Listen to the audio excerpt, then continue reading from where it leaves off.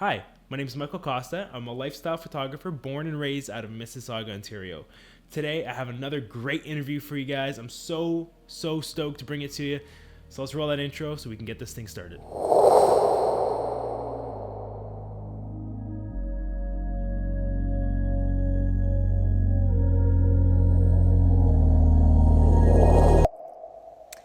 Hi, Michael.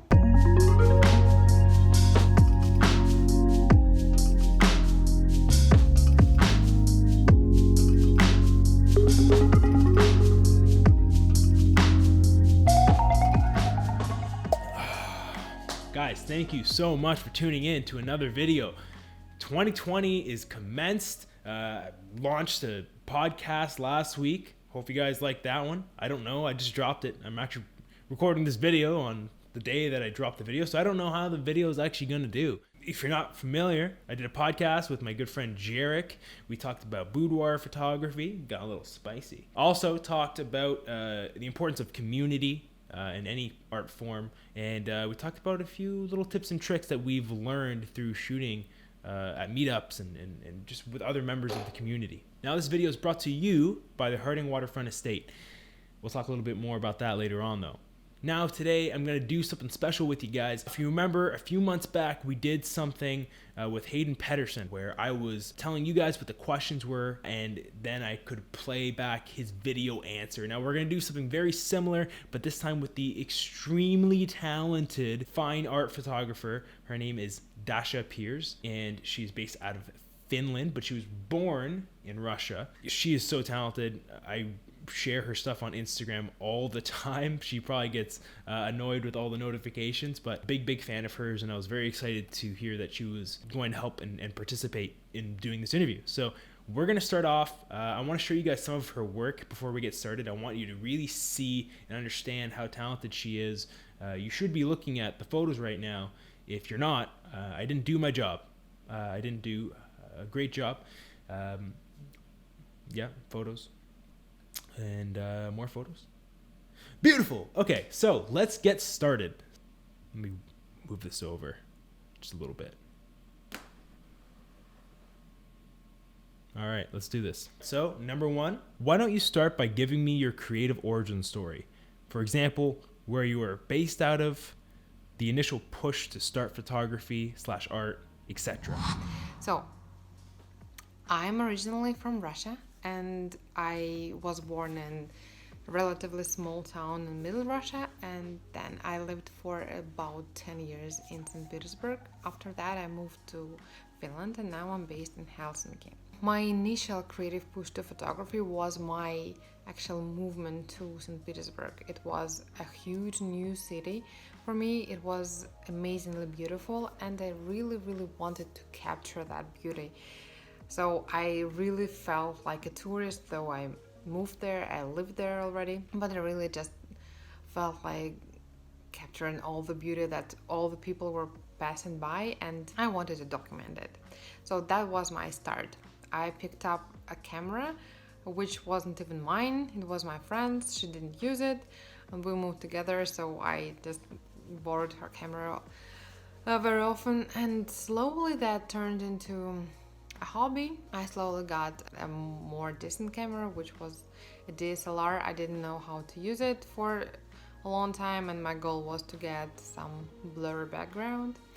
And after some time I took a course on how to use your camera for dummies. Basically, it was a month long, and it was a breakthrough for me. After that I started to understand things like exposure and diaphragm and shutter speed and stuff like that, and basically this is how it started. I tried many things in photography. I did product photography, I did families, I did weddings, I did interior photos, and slowly I leaned towards this fantasy-like surreal photography that I'm doing now. And I can say that it was a very long journey for me, because I tried to immediately, when I realized that I wanted to get more serious about my hobby, I immediately, of course, wanted to make money from it.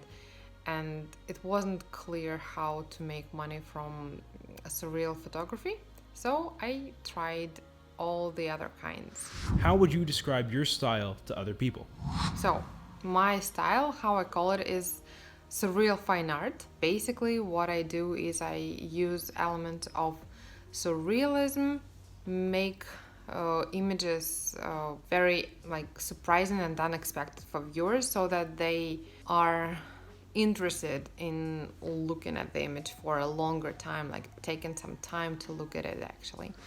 Something I love about your work is how it has this fantasy element to it, yet it still feels grounded in reality.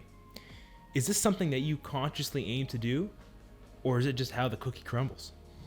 You're right that my photos are very much connected with reality, and I really want my surreal images to look believable, as though something surreal is going on in the real life. Or I used to describe it as stories happening to my characters in a parallel reality. I try to use all the natural settings.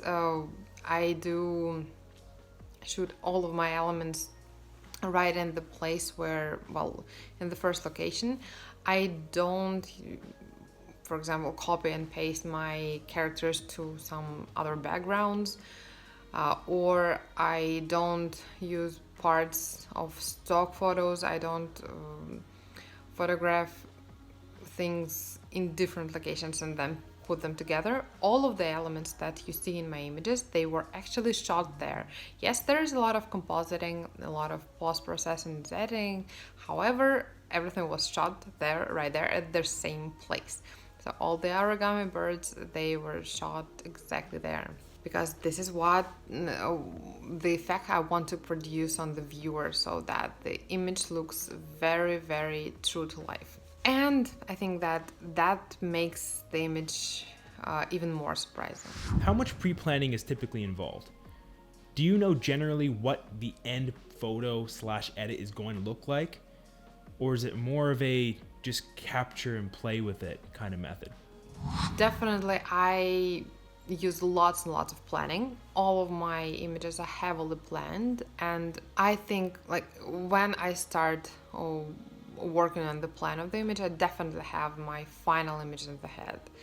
I used not to do sketches, and now I'm more and more getting into the sketching process, because sketching helps you, first of all, to kind of organize the things in your shot, to understand what your composition will look like, how your model will be posing. And if you color your sketches, which I don't for now, but I think it's a good thing to do, you can also understand the color palette of your image. Then if you work with a team, which I do a lot, I work with models, makeup artists, stylists, sometimes with decorators and florists, for example. Your initial sketch will definitely help you to describe your idea that you have in mind to the people who you're working with, because they are very much interested in what type of image they will be having as a result of that work. So yes, lots and lots of planning. It takes from 1 week to maybe a couple of months, or sometimes several months, to develop initial idea into the final result. And it depends on many things, because sometimes some images can be very easily produced because I don't have to search for some particular location, or I don't have to make some very complicated prop. If I can shoot everything in my home studio, then it's okay. However, sometimes I really need to do lots of location scouting and stuff like that. I don't usually get the result which is like 100% what I had in mind in the initial stage, and I do allow to have some intuitive process to happen on location, because sometimes, again, since I work with teams, I like when people kind of like input into my original idea. When they maybe offer some new poses, or maybe they say, okay, and you probably want to take the image from this angle. I really, really like the collaboration part, and I think that as a result I get a better image sometimes if I allow other people to make those inputs. And sometimes it happens though I have like several images from my shoot, but I don't like the one that I had in mind originally, and I go for a different one, which was like the idea came just right on the spot. What has been your favorite piece thus far and why? I don't have a favorite piece, and I think that many artists would say that, because the favorite piece is the one that you're working on right now. All of them are my children. I think there are some pieces that I like less, but I don't have really like favorites. And I like some pieces I like less just because I understand that, okay, those things could be like, some things could be done better. I could have chosen better lighting or chosen better colors, but they're just learning steps for me. There you go. I don't have a favorite piece. With a style as unique as yours, I was curious to know where and who do you pull inspiration from? Lots and lots of my inspiration comes from illustration, and I do draw most of my inspiration from visual arts. My original inspiration came from fine art because I have a little bit of a fine art background. As a child, I loved looking through fine art books which we had at home, like just turning pages and looking at the masterpieces of great people from Renaissance epoch, for example. And therefore my very first wish in photography was to create an image that looks like a painting, and I really wanted to draw. And I attended an art school for kids, and I was drawing there, but when I graduated I got this impression that I was never be able to be good at drawing. So since drawing was hard, painting was hard for me, when I discovered the camera I thought that, okay, this is how I can paint. That was kind of one of the original connections with photography for me. So lots of inspiration from fine art, for example Dutch art of Golden Age, and I love Surrealism, of course. I love Impressionists and Post-Impressionists, Van Gogh, for example. There are so many illustrators whose work I follow. Nicoletta Ciccoli is one of my favorite ones. She's Italian, and I believe she lives in San Marino. I also derive a lot of inspiration from the photography world, though I try not to. But I love the works of Rodney Smith, and I think that's very clear from my work that he's a huge influence. I love the works of André Cartier-Bresson. I always mispronounce his last name, but he was also a great influence on my work because he, in his turn, was very much influenced by surrealists, though he is a street photographer, like he's perceived as a street photographer, but he did have a lot of inspiration from surrealists as well. When I look at your work, the constants tend to be a clever composition, shapes, and color. These three things paired with a creative imagination come together to produce a stunning form of storytelling. What are a few tips that growing photographers can take to begin telling stories with their photographs? Thank you. To begin telling stories with your images, the most important thing is to understand what kind of story you want to tell. What stories might be important for you? What do you like in this world? What do you don't like in this world?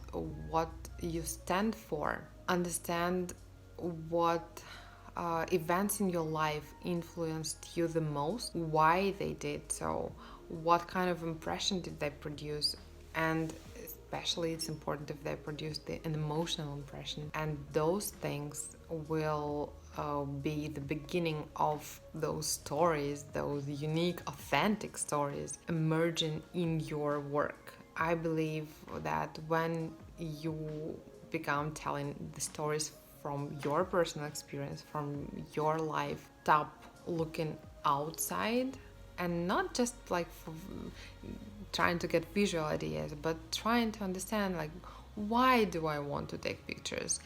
Why is this important for me? And those questions are really, really hard, and you won't be able to answer them in like a day or maybe a week even. But just really start asking yourself those questions and keep getting back to them over and over again. And after some time, you will understand what is that that's really, really important to you. What is the message that you want to communicate to the world? And it doesn't have to be similar to the messages of other people. It doesn't have to be about solving the problem of the world hunger, for example, or some ecological problem. Of course, those problems are really, really important, but if you're not feeling that close to them, that's also okay. You might have some other things, some other stories, some other messages that are really, really important for you, that they influenced you and shaped you as a person. And when you share those things in your work with the audience, then you produce a great story, first of all, and then you produce meaningful work that will very much resonate with your viewers. And that's it. That's the video. I hope you guys enjoyed it. I hope you found value in it. I know I did. I learned a lot from it. Now a word from our sponsor, the Harding Waterfront Estate. With a mansion overlooking the water that holds 60 guests, an outdoor tent accommodating up to 200 more, and an outdoor grounds surrounded by lush greenery providing a beautiful background for photography, this exclusive estate is the perfect venue to host showers, weddings, holiday parties, corporate meetings, and social events. Just a heads up, Dasha has some educational stuff on her website. She's got some workshops and stuff, so give that a look. She's extremely talented. If you're gonna learn how to tell a story through your images, Dasha's the one to learn from. So link is gonna be in the description down below. Give that a look. If you guys wanna see more of her work, check out her Instagram account, which will also be linked down below. Also, you can find more images in the blog post, which will be linked down below. In that blog post, you'll have a bit more of me kind of putting in my 2 cents and really pulling my key learnings from what she said. So go check that out, go check her out. And guys, thank you again for tuning in. I really appreciate it. Hope you like the new set. I do. Don't forget that like and subscribe button. Leave a comment if you really want to. But until next time, my name is Michael Costa, a lifestyle photographer born and raised out of Mississauga, Ontario. And I'll see you around. So I hope that helps. And it was a pleasure. Let me know if you need anything else. Bye.